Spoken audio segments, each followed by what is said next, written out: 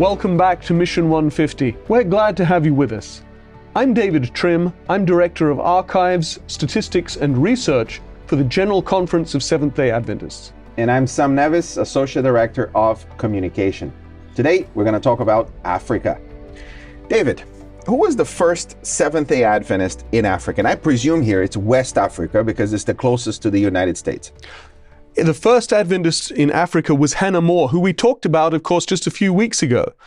But she was a missionary who left after only a few years, and it seems that though she did good work while she was there, she left no lasting impact. And if I remember correctly, she was a Christian missionary, not an Adventist missionary as she went, but then she became an Adventist there? Or am I thinking of someone else? No, she came back to the United States briefly for a break, and she became converted to Adventism while she was there, and then she went back to Africa, and even though she'd been sent by a different denomination, she started teaching the Seventh-day Sabbath, which of course made them unhappy, and so she had to return. And this was before we sent Andrews to Europe, right? That's right. This is in the early and mid-1860s.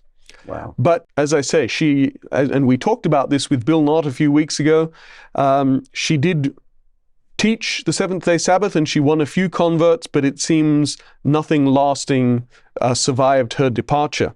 The first indigenous believer in West Africa and the man who marks the beginning of a long-term Seventh-day Adventist presence in West Africa was a man called Francis Dolphin.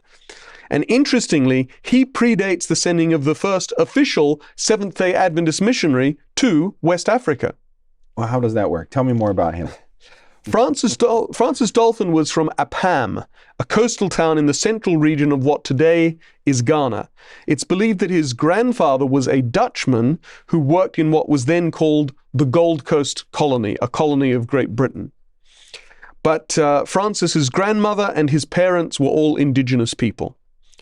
Very little is known about him before his conversion to the Adventist faith in 1888, except that he was a trader dealing in rubber, palm products, gold, and cotton goods. His first contact with Adventism was through his friendship with a man called William Dawson. Now, both men were descendants of Europeans who worked in the Gold Coast. They were Methodist Christians and they were merchants. Dawson had traveled to America, where he became a Seventh-day Adventist. He shared it with his friends, including Dolphin. And initially, Francis Dolphin was not convinced. He didn't see why he should leave the Methodist Church to embrace what he thought of as a one-man church until he received a tract about the Sabbath from a sea captain in 1888. He then corresponded with the source of the tract through his address printed on it. So here again, we have media. At the time, the latest media were these tracts, the small printed stuff. That's right. Not full books or not, journals or magazines, but tracts. Here it would be the equivalent of a Facebook post today, perhaps, or something like that. A long Facebook post, but it's not a bad analogy. Of course, the church was printing books, of course, as well. But the things that got sent around the world were these short pamphlets. And what would happen is that Adventists would give them to friendly sea captains, the captains of merchant ships, and say, would you please distribute these when you arrive in your destination port? Now, how many sea captains just tossed them overboard? We don't know. It seems remarkable that anyone was converted through this mechanism. We know that in Barbados, which we're going to talk about next week, the sea captain actually just left the pamphlets as a stack on the dock. Whoever wanted it could pick it up. Right, and you'd think, well, sure, who's going to pick it up? But people did and got converted. But there were sea captains who seemed to have distributed them, even though they weren't Adventists themselves. So, you look at it and you think, is this really an effective means of reaching people? But we know it was, because people did join the Adventist Church as a result. But yet they are using the best form of media that they have. The church has limited means.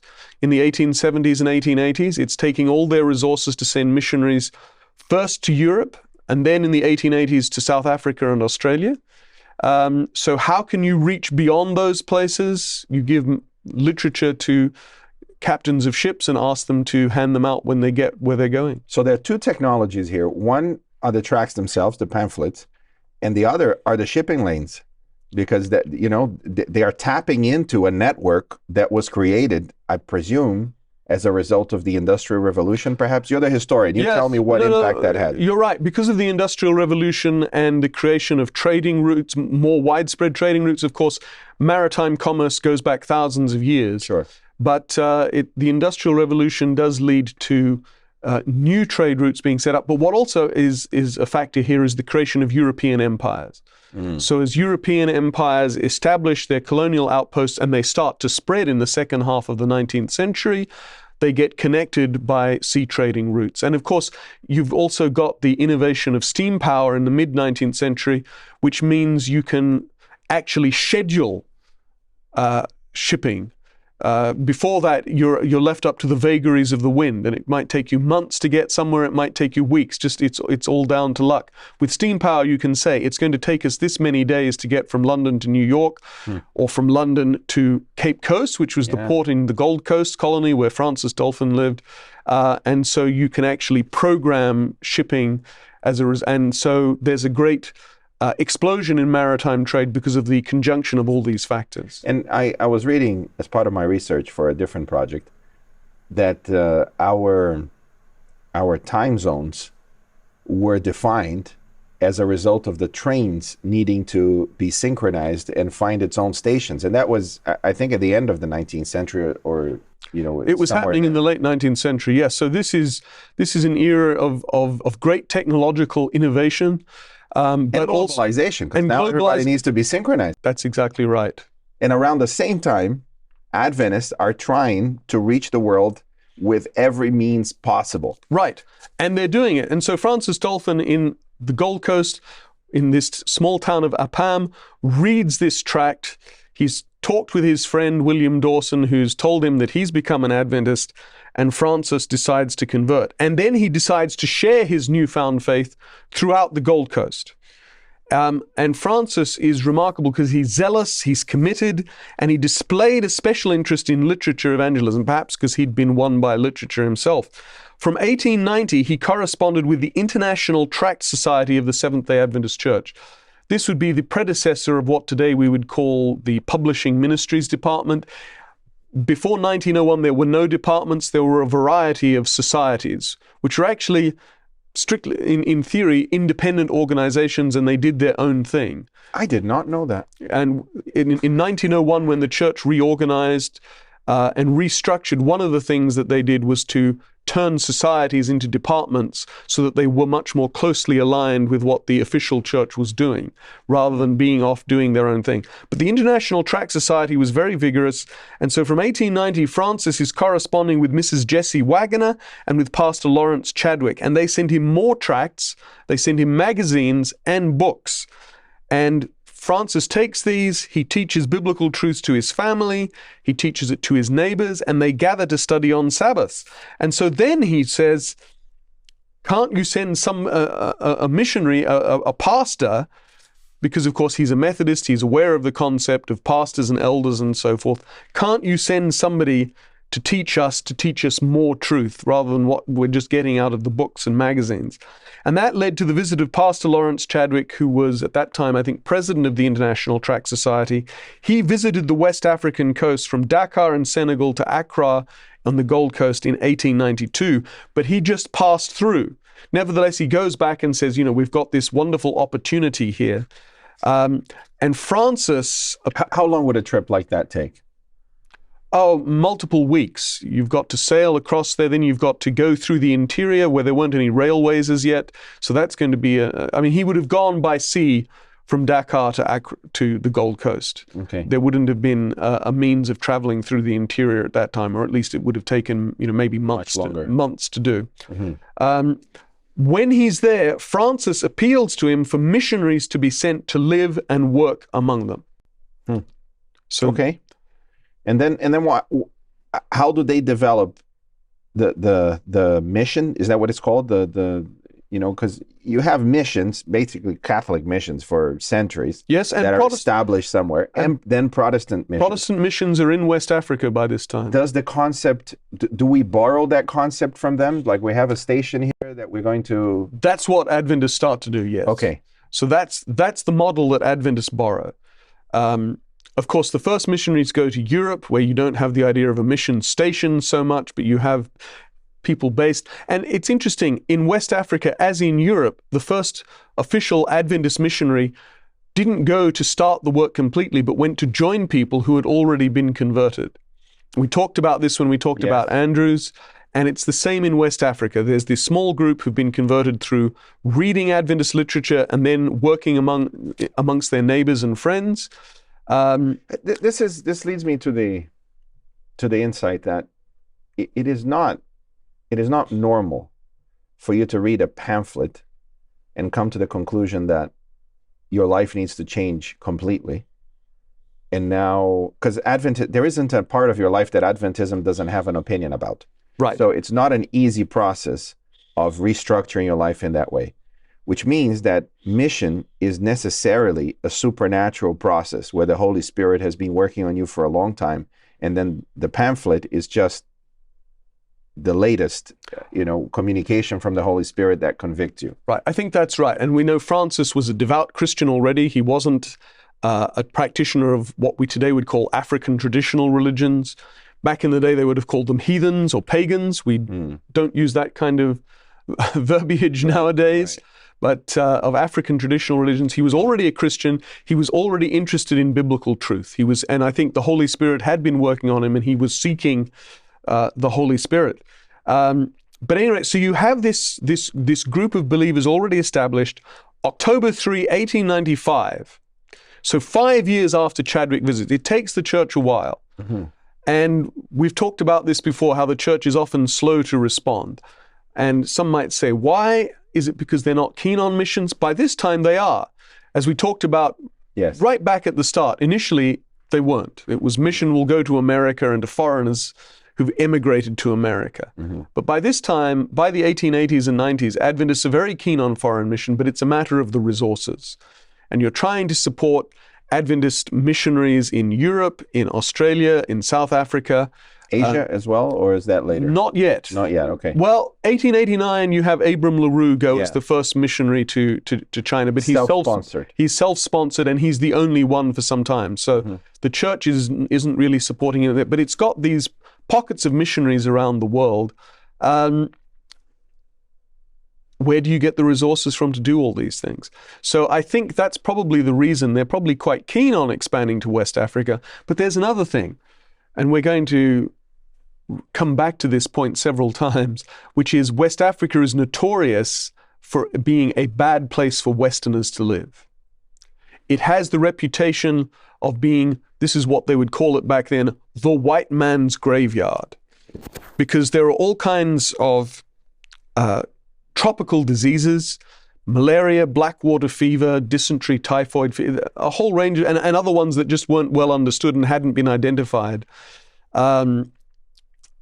And at times, you read about missionaries suffering or dying, and it just says from fever. Well, what? They didn't know, we don't know. So a high rate of death for missionaries in West Africa. Right. So it may also be, and West Africa already had this reputation of being a place that was dangerous to go. Mm-hmm. So that may have also been a factor. But eventually, after 5 years, October 3, 1895, a party of 6 landed at Cape Coast, the port on the Gold Coast. It was led by Elder Dudley Upton Hale, and he was accompanied by 3 other missionaries about whom little is known. G.P. Riggs, who was a colporteur, as they said then, a literature evangelist, we would say today. 2 nurses, George and Eva Carr, and nurses are often among the first missionary parties to go to places because, of course, Adventists have a strong emphasis on medical mission. Yeah. The right arm of the work, as Adventists start to call it. So we send nurses and doctors very often amongst the first party or very soon after to new places. And the Carrs also had their 2 children with them. So there's 6 in all, 4 adult missionaries and 2 children. David, we talked about this, I can't remember exactly where, but I remember you mentioning there were teams that went in other parts of the work too. When the church sent, it wasn't just one. They sent medical missionaries alongside them, and I think you mentioned a teacher, perhaps not. But the idea of teams in mission, you're going to this particular place, but you're not alone. It's not just the pastor and his family, or her at that point, his family. But you have these teams. Do we still think in those terms today or not really? Well, today, Adventist missionaries usually go out to somewhere where work has already been established. I see. And so they're joining an all existing party. But this is an area where we're sort of learning from our predecessors. Missionaries very often get sent out just as one or as a couple very often. And then they're isolated. And what we're recognizing is that, especially where you're starting new work, missionaries need to go in teams because they have to support each other. And so the church at the moment has a new mission initiative just about 3 or 4 years old in Tokyo, funded by the General Conference, called Mission Unusual Tokyo. It includes Japanese, but it also includes foreign missionaries, a couple from Brazil, some from America, because the church in Japan is very faithful and committed, but it's very small. And so they don't necessarily have the complete skill set for this, what is an attempt to plant churches in the middle of Tokyo. And Tokyo is a very different place than other parts of the world. Yeah. And very difficult to work in. So setting up this new mission initiative, we recognized that we couldn't just send one missionary couple, we had to send a team. So there's a team of several missionaries, people who've come from other countries, but who've done intensive study of Japanese language and culture. Wow. You've also got Japanese people, so you've got a team working. So that's somewhere where our predecessors really worked things out very well as to what a good way to work was. So we have these missionaries, George, Dudley, and the others you mentioned. They stay there for a few years. Then what happens? Not so much. No? Unfortunately, things didn't go well and they went badly very quickly. A later missionary wrote, 20 days had not passed after their arrival before Elder Hale was stricken with black water fever. Oh, goodness. He recovered, but by mid-1896, within 8 months of their arrival at Cape Coast, which remember was October 1895, within 8 months, both of the car's children had died. Oh, no. And Riggs, the colporteur, had been sent back to England for treatment of dysentery. Now, Riggs wanted to go back, but despite treatment, he never recovered, and he died in Liverpool on January 8, 1897. So from his arrival at Cape Coast to his death in Liverpool was just 15 months. How did the church deal with this? Because they thought, they believed and they knew God was behind this, and God is the healer, but here you are, missionaries are dropping. Yes. And it doesn't seem to be working. How did they reconcile their faith with those struggles? That's a great question. And we know from the way early Adventists write about missionary tragedy, about missionaries dying, they're remarkably accepting of it. They accept that they're going to dangerous places. They've gone there knowing that. They've asked God to take care of them, but they've gone there knowing that these are dangerous places. When they write about somebody dying, there's usually a degree of, why has God allowed this? But what they always pivot to is saying, you back home, you need to support mission more. And we need new people to come out to take the place of those who have fallen. So it's a fueling, it's the old missionary, well, it was the martyrs, but in this case, not so much martyrs, but, their sacrifice. Yes. And their faith inspires new and newer generations to do the same. Absolutely. And as we'll see, there's really quite a bad toll of disease and death. But there's never a shortage of new people willing to serve. And that's it is amazing, Sam, because this is an era when church members are subscribing to church papers and reading them. The Review, Adventist Review, and the Signs of the Time in particular. Well, it was called the Review and Herald then, we'd call it Adventist Review today. But the Review and Herald, usually just known as the Review, and the Signs of the Times. And these are publishing the obituaries of dead missionaries, sometimes with a little bit of grueling detail about how they suffered in their final days. So people are reading this, and yet they're volunteering to go as missionaries. So it's... To come back to your question, there's a degree of confusion as to why has God allowed this, but then there's a recognition, I think, to put it in my words, this is a sinful world, bad things happen, we'll be with God for eternity, but in the meantime we need new people to step forward. This can't be the end. This person's death can't be the end of the work they were doing. We need somebody else to come to step forward. And I'm sure the sacrifice that Jesus made for us must have also been in the background, because the partial story is that it was a failure. Right. You know, his disciples run away, he died. But then everything is recreated, and there is, at that point, 1900 years of history of missionaries and martyrs who gave their lives to spread this message. So they're not alone in that sense. No, I think you can see the things in Christian history and theology that would lead people not to be as discouraged as they might be. I think the people on the spot and their family members will, obviously it's a blow and it's discouraging, but for the church as a whole, this is just a hurdle that has to be overcome. And I think there's the knowledge, as I say, that West Africa is a particularly dangerous area, and there's the knowledge, in fact, that the rest of the world is dangerous. Okay. The other thing to say, too, is that, of course, life expectancy, even in the West, wasn't as long then. There's no antibiotics. There's all kinds of things. But this is an era of great scientific exploration and discovering of the causes of diseases, discovering bacteria and so forth, and how you can counter certain things. But life expectancy isn't that great even in the West. And so people are accustomed to their friends and loved ones. Yeah, they're accustomed to friends and loved ones dying young because it happens. I see. So I think today we'd probably be more shocked than they were because they were more used to early death than we are. For us, that's an extraordinary and an unusual thing. For them, it's not so much. I'm not wanting to say that they take it in their stride and they're completely unshaken by it. No. But they don't give up either. They don't give up. Well, the Ghana now has a very strong Seventh-day Adventist presence. I've been there. The churches are on fire. Well, someone must have gone there later, and it must have worked at some point. So what happened in Ghana? So, well, actually, of that first party, we've already talked about Riggs, who's gone back and died by the spring of 1897. So 18 months, they are suffering repeatedly from black water fever. And so on April 16, they too sail for Liverpool, back in England, having worked for only 18 months. So Hale is the last missionary left. Of the party of 4 adults and 2 children, there's 1 left. And he actually writes back to church leaders very forlornly and says, I am left alone with the work here. Now that's not true, because of course he had Francis Dolphin and the other local believers. And so there is a little bit of degree of Western prejudice there, a discounting of local believers, but also probably the poor guy is suffering really badly from illness. And loss. He's been abandoned by his colleagues, some of whom have died. Even though he has the local believers, he may not be seeing them in an entirely balanced way. And he wants to convince the brethren to send more missionaries. He wants more, absolutely. So it's the strongest argument possible at that point. Absolutely.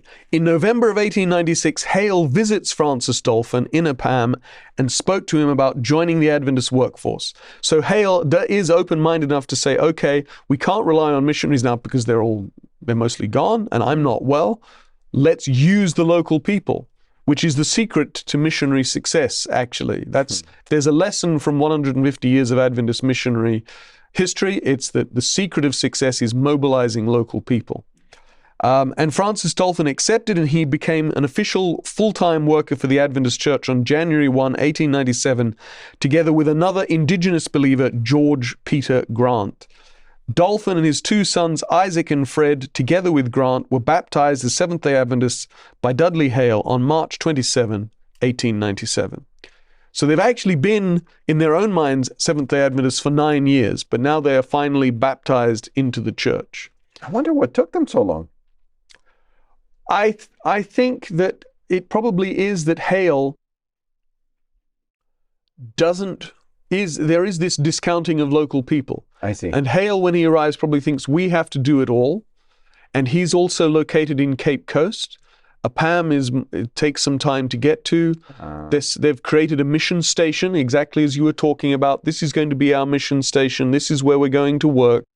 And it takes him and he's dealing with his own repeated illnesses, the illnesses and deaths of his colleagues. But it is a curious thing that it takes them 18 months before he actually has the first baptism, even of these people who have been practicing certainly the Seventh-day Sabbath, maybe not all the other doctrines. They're not immediately geographically near. They don't meet every week. No. That's probably why. I think that's right. It takes him that little while. But it's a lesson to missionaries today, too, that God is already working there and Right. you need to tap into what God is already doing. Get on board with what's already happening, and don't think it's only down to me. Mm-hmm. Because, as you say, God is working. And very often, especially today, there are local believers and they are doing good work, and use that, mobilize them, work with them. Yeah. Okay. But anyway, Hale by this time was already suffering. Now his black water fever is past, but now he's suffering from chronic malaria. So on June 3, 1897, he sails for England. Remember, he only arrived in October 3, 1895. So June 3, 1897, he sails for England. He'd been a missionary for just 21 months. Now, he did recover, and he then went as a missionary to British Guyana, today's country of Guyana on the shore of the Caribbean Sea. The other side. The other side, exactly. From West Africa to the West Indies, Mm-hmm. you might say. Okay, so what happens next? Because now Dolphin is alone, right? Right, and Dolphin takes up Hale's work. He proclaims his faith tirelessly with almost no assistance, and he is the one person doing this work for 6 years, because Hale, having been to Guyana, returns to the Gold Coast in March 1903. Meanwhile, Dolphin had been managing the mission farm that Hale had secured. So you see, Hale is doing exactly what you said. He's setting up a mission station. He's setting up a mission farm. He's bought some land. He's got a place for Adventist mission to be based. But for 6 years, there are no Adventist missionaries in Ghana. It's down to Dolphin, and he manages the farm and does it very successfully. And when Hale returns in 1903, he soon suffers again from chronic malaria, and so again he has to leave the country to restore his health. And this time Hale didn't return, but we can acknowledge him for the boldness, the courage, the endurance that he showed, risking his life and going back after he knew he'd been so ill. He doesn't die, but he suffers a great deal, and so we can, we do have a photograph of him, and he looks very drawn. He looks like he's been unwell. So you can literally see from the evidence that we have the toll that this has taken on him. But 2 years later, you get a new Adventist missionary arriving not in the Gold Coast but in Sierra Leone, in Freetown, which is the big British port. The big British colonial base in West Africa at that time, because Ghana was still in the process of development. So it was Freetown and Sierra Leone. The missionaries were David Caldwell Babcock, his third wife Wilhelmina, and their children. I'm familiar with the name Babcock. We have a large university in Nigeria. Is that, I presume, the same family? Absolutely. It's named after David Babcock, in fact. Yes. Babcock had previously been a missionary for 5 years in the West Indies, but from 1905, when he arrives in Sierra Leone, he spends 12 years in West Africa. First in Sierra Leone and then in Nigeria, which is why the university in Nigeria is named after him. And even though he's not based in Ghana, he is coordinating mission for the Adventist Church right across West Africa. Not every country, because at that stage we didn't have a presence in the French colonies of the French Empire in West Africa, but we have a growing presence in the British colonies, where you can work in the English language with the colonial officials, and it's easier for Americans. Now, in January 1906, Francis Dolphin goes to Sierra Leone to assist David Babcock as a colporteur, as a literature evangelist. So Dolphin, actually having been the first Adventist in West Africa, the first Adventist worker in West Africa, is also the first indigenous West African missionary, because he's the first to work in a foreign country. Now, he doesn't work in Sierra Leone for that long. We don't know why, but he is the first West African missionary. And then eventually new missionaries come to the Gold Coast, and Francis served as a translator for them as they spread the gospel message. Okay. So what happens with David and his wife? Mina. They don't die. That's the good news. That's not there. Okay. Because 12 years they stayed, right? That's quite a long time. They stayed 12 years, and they must have been in robust health before they went. And for that matter, I think we can say that God must have preserved them, perhaps because we don't know why God preserves them and not others. But to last that long is quite an achievement in that day and age. But it is humbling to acknowledge that even though not all missionaries to West Africa died, most were seriously ill several times. And more missionaries begin to arrive in the region, but Adventist missionaries were regularly evacuated temporarily to Freetown for treatment of whatever diseases they had. Now, Freetown in Sierra Leone was not itself the healthiest location for missionaries or Europeans or Americans, but it was a large port city, so it had better medical facilities than existed in Ghana or Nigeria at this point. And that was one reason that Babcock makes Freetown the headquarters of the West African Mission, which covers the whole of West Africa. Babcock also set up what he called a recuperating station in the Canary Islands for missionaries who were seriously ill or exhausted, because the Canary Islands, being out in the Atlantic, it has a better climate for Westerners, and it's a healthier climate. It doesn't have the same number of fevers, and so it's a place that missionaries can go for a while to rest or to recuperate if they're suffering from serious illness. Wow. But I mean, some did die. Riggs is the first to die, I should say, but he's not the last. In May 1908, 2 new missionaries accepted a call to serve in Sierra Leone, Thomas and Catherine French. Both of them were teachers. So you're beginning to see the diversification. Yeah, we had the pastors, we had the nurses, now we're having the teachers, and they're setting up schools. They arrived in Freetown in August 1908, so 3 years after Babcock arrives. Mm-hmm. Both of them suffered from malaria while they were in Sierra Leone, but they survived for 2.5 years, during which they both taught at church schools, while French also pastored the Freetown church, because Babcock is traveling and doing missionary work, coordinating as well. So French pastors the Freetown church, and they trained local people to serve as missionaries elsewhere in West Africa. Late in 1910, they get asked to move to the Gold Coast. They get asked to move to Axim, which is site of a mission school, where they arrive soon after New Year 1911. They had been there just a few days when on January 17, 1911, Catherine was, quote, taken ill with a severe attack of black water fever, which is how Thomas describes it in her obituary, which he wrote. So she died from that. She died after just 1 day. That's how virulent some of these diseases were.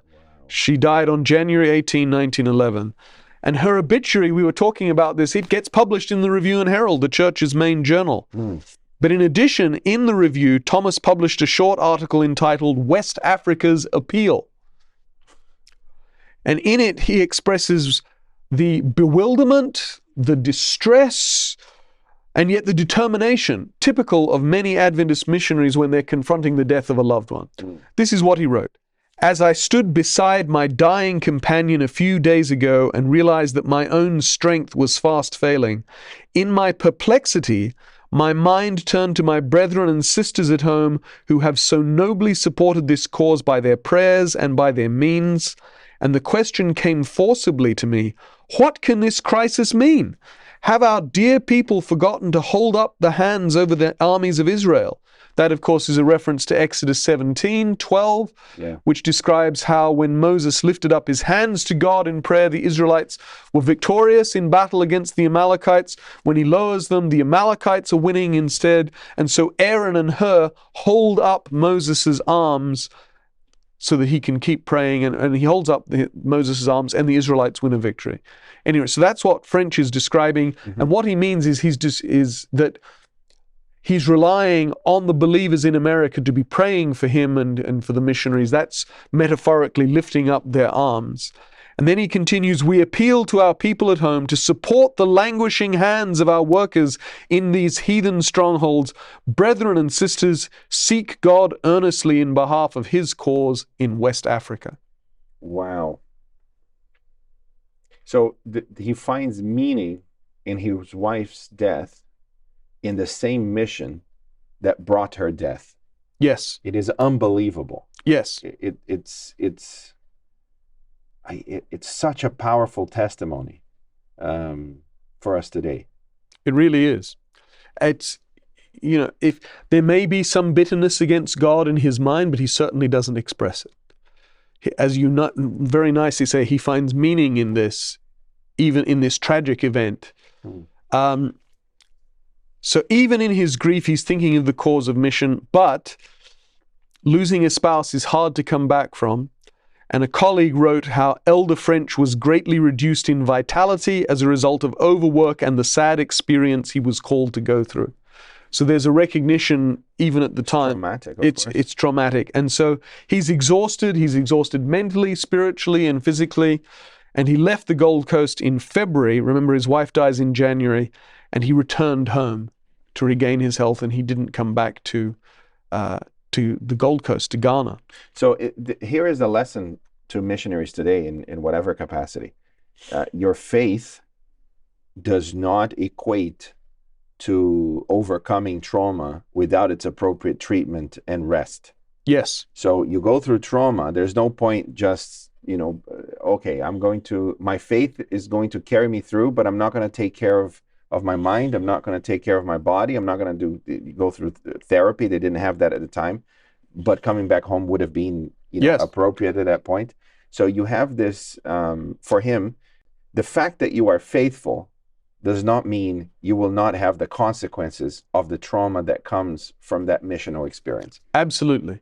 And it's interesting, actually, they didn't have counseling back then, but French probably, went back, he would have talked with his family, maybe with an experience, but he may have had a kind of counseling, not the sort of structured counseling, but he would have had the physical rest, he would have had the emotional support from all of these things. And the interest to retell the story over and over again, which is the essence of counseling. If you're not going to revisit it, you can't. There's no therapy without that. You can't work through the trauma of it. Exactly. So I think that's right. I think that's you've put your finger on an excellent point, Sam, which is that at times we want to be heroic.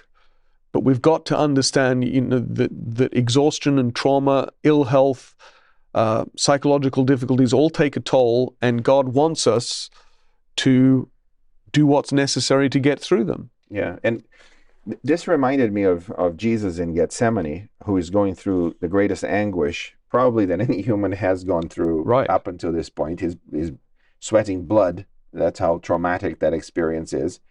And all he wants are for his disciples, his closest other humans, to pray for him. And to watch with him. Yeah. So the spirit is willing, but the flesh is weak. Yes. We left the Savior even in that moment alone. Yeah.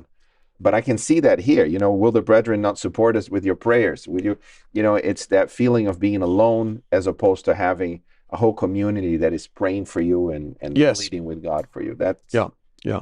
Okay, so who else goes? Well, to replace Catherine and Thomas French at Axim, they call 2 lay missionaries, C.E.F. Thompson and his wife. And we don't know what his name was. We only know his initials, and we don't know his wife's name. Okay. We know a little about Thompson, though. He was Jamaican. He was black. He was well educated. He was a skillful writer because he writes for church publications. And we also know from a studio photograph of him that he was a very stylish dresser. He was very snappy. So he's an interesting character, and I wish we knew more about him. He had served in Sierra Leone in 1908 before being sent to Axim in the Gold Coast in early 1909. He helped to found and he taught in Adventist schools both in the Gold Coast and in Sierra Leone, and though he was not ordained, he was a successful soul winner. There is a wonderful photograph of Thompson with David Babcock and what was called the Nsimba Church, taken in October 1909 when Babcock visits the Gold Coast. What I like about it is that very often in early mission field photographs, you have the white missionary or missionaries seated front and center with the indigenous people around them, often standing. So they're in the place of honor. They're in the place of significance, and other people are standing in their presence because these are the important people. In the 1909 photograph from Nsimba, Babcock is seated front and center, but so is Thompson. So you actually have a black missionary in the place of distinction. Yeah, that's interesting because missionaries were often white. Yes, and now usually white, right? Up until the 1920s and 30s when they started to send African-American missionaries from the States. But Thompson is the first black missionary that we're aware of. That's fantastic. So the place of honor really is for the missionaries, those that are leading the mission. Yes. And now that you have Was that inspiring for the locals? Now that you have a black missionary from Jamaica sitting, being active in mission. Yes. Was that somewhat inspiring for them? Did that play a role? We don't know. We just don't even know his name. We don't even know his name. We only know his initials because that's how he publishes in church paper. And anyone who knows anything about Adventist history knows that even up until the 70s, Adventists were always known by their initials. J.N. Andrews, J.N. Loughborough, That's right. A.G. Daniels, W.A. Spicer, people, J.L. McElhaney, F.D. Nicol, one could go. People are always known just by their initials. And so, we just don't know how local people responded, but we can imagine that it must have been inspiring them to say, here's somebody who looks like me. Yeah. Okay. So what happened to the Thompsons?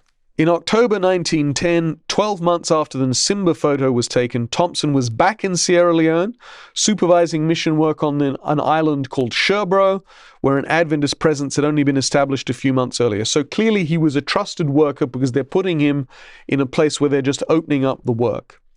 And the fact that he's trusted is evident too in the fact that only a few months later he was sent back to Axim, which is one of their important outposts, following the death of Catherine French. Okay. So this is somebody they trust. And in less than a year after he returns to Axim, Thompson won some 30 converts. Wow. Which, today, in the days of public evangelism, mightn't seem like a lot. But back then, when he's working and probably doing it all on personal visits, it's very impressive. Yeah. He would have been one of the chief soul winners in the whole West African mission. Why wasn't he ordained, given his track record? Probably because he was, in the language of the time, colored. Really? And missionaries were supposed to be white. And probably they didn't ordain him for that reason. They did ordain African-American ministers back in America, but he's working in as a missionary. And so the only way we can explain it, I think, is by the racial prejudice, which Adventists did suffer from in this period. Was Dauphin ordained? Dolphin was never ordained. I see. And we're going to come back to him in a minute, but first let me finish the story of Thompson. Yes. He suffered something called Bright's disease, which affects the kidneys. And he went to Sierra Leone to seek treatment, but to no avail, and he died in Freetown on March 25, 1912, leaving his wife a widow. So there's another story of missionary sacrifice for the cause of mission in the Gold Coast. But as you say, the church today in Ghana is flourishing, and the flourishing, rapidly growing church in Ghana today wouldn't exist without the sacrifices of those early missionaries. Yeah, and their sacrifice was not measured in direct results at the time, because if you take the first few years, I presume you don't have, tens of thousands. Maybe you don't even have thousands. Right. You have a few believers here and there. Yes. Which is always the frustrating part of starting a work. It seems that the curve is always an exponential curve. Yeah. Not a linear curve. So it's very hard at the beginning. It's an L curve. It's an L curve. That's right. Yeah, no, that's right. Okay, so let's go back to the guy that we started with, Francis. Yeah. Dauphin. What happened to him? Somewhere around 1910, he retired from Adventist work. He went back to Appam, where he lived under the care of his daughter. He died there somewhere between 1910 and 1914. We don't even know when exactly. But today, historians of Adventism in Ghana and West Africa acknowledge that Francis Dauphin's Sabbath-keeping group, stemming from reading Adventist tracts, was the beginning of Seventh-day Adventist mission in West Africa. That is brilliant. Okay, now, where can people go to read more about all of this? They can read the articles about Francis and about David Babcock in the Encyclopedia of Seventh-day Adventists, or the ESDA. That's available at encyclopedia.adventist.org. That's encyclopedia.adventist.org. Brilliant. Well, David, I think we're going to wrap up here. So thank you for this conversation about missionaries to Africa. Well, to find out more about Adventist mission, and of course, all the missionaries and what's happening today, just go to adventistmission.org. adventistmission.org. The link, if you're watching this on YouTube, is in the description. Thank you for joining us on this brief journey through the history of Adventist missionaries. If you've enjoyed this video and you're interested in anything related to the Adventist Church, well, this is the channel to subscribe to. By subscribing, you'll have access to a wealth of inspiring content that will connect you to Jesus, including worship resources, mission stories, and health and wellness tips. Don't forget to hit that subscribe button and turn on notifications so that you never miss a video. Well, thank you for watching, and we'll see you on the next episode.